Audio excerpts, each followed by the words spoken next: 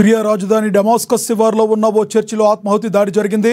డ్వైల్ ప్రాంతంలో మార్ ఎలియాస్ చర్చిలో ఈ ఘటన చోటు చేసుకుంది. కిక్కిరిసిన చర్చిలో జనం ప్రార్థనలు చేస్తుండగా ఓ వ్యక్తి తనను తాను పేల్చుకున్నాడు. దీంతో ఇప్పటి వరకు 22 మంది చనిపోయారు, మరో 63 మంది గాయపడ్డారు. చనిపోయిన వారిలో చిన్నారులు కూడా ఉన్నారు. ఈ దాడికి సంబంధించి ఏ ఉగ్ర సంస్థ బాధ్యులమని ప్రకటించుకోలేదు.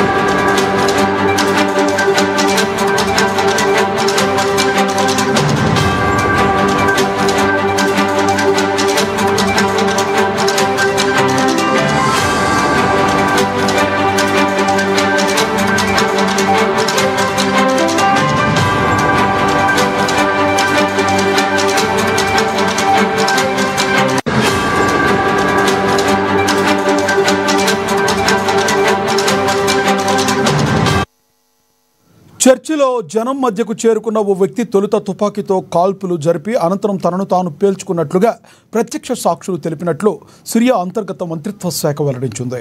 దుండగుడు చర్చిలో గ్రెనేడ్ విసిరినట్లుగా చర్చి బిషప్ తెలిపారు. దాడికి పాల్పడిన వ్యక్తిని తాను చూశానని, అతనితో పాటు మరో 2 కూడా ఉన్నారని ప్రత్యక్ష సాక్షి పేర్కొన్నారు. ఈ దాడిని సిరియా సమాచార మంత్రిత్వ శాఖ మంత్రి హంజా ముస్తఫా ఖండించారు. దీన్ని పిరికిపంద దాడిగా అభివర్ణించారు. కాగా చర్చిల్లో దాడులు జరపడం సిరియాలో ఇటీవల కాలంలో ఇదే మొదటిసారి కావడం గమనార్హం.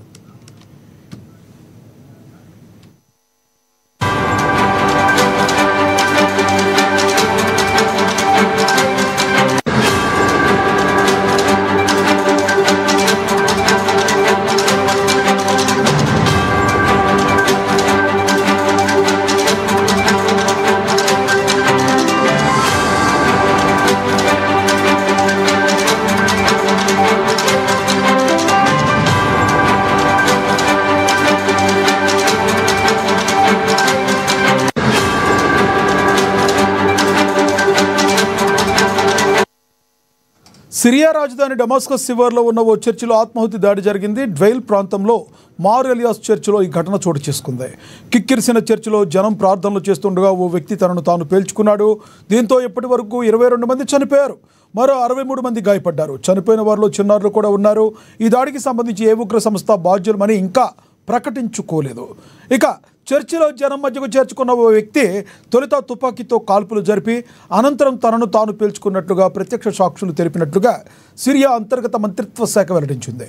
దుండగుడు చర్చిలో గ్రెనేడ్ విసిరినట్టుగా బిషప్ తెలిపారు. దాడికి పాల్పడిన వ్యక్తిని తాను చూశానని, అతనితో పాటుగా మరో 2 కూడా ఉన్నారని ప్రత్యక్ష సాక్షి పేర్కొన్నారు. ఈ దాడిని సిరియా సమాచార మంత్రిత్వ శాఖ మంత్రి హంజా ముస్తఫా ఖండించారు. దీన్ని పిరికిపంద దాడిగా అభివర్ణించారు. కాగా చర్చిల్లో దాడులు జరగడం సిరియాలో ఇటీవల కాలంలో ఇదే మొదటిసారి కావడం గమనార్హం.